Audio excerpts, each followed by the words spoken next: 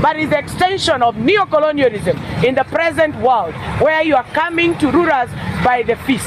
If this current finance bill, 2026 finance bill, it will be passed or will be financed of the gaps and the deficits thereof out of this year's budget. Kama pesa tutapewa na Donald Trump, tumesema ikae.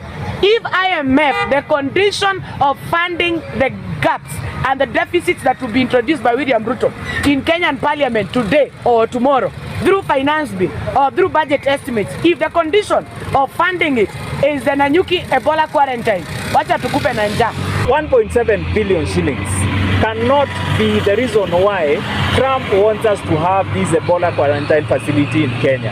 And if it must come, because the Cabinet Secretary for Health said that it must be built, out of the 1.7 billion shillings, how much money has been put to the Nanyuki Teaching and Referral Hospital? Yes. Because this is the hospital of first response. If we have any issues coming from Laikipia Air Base, those people will be rushed to Nanyuki Teaching and Referral Hospital. How much of the 1.7 billion has been allocated to Nanyuki Teaching and Referral Hospital? Our governor said that he did not even know that this facility was coming to Laikipia. So this means these are decisions that are being made authoritatively without any consultation. And we are being told your opinions don't matter. Why were you collecting our opinions before you got to the presidency?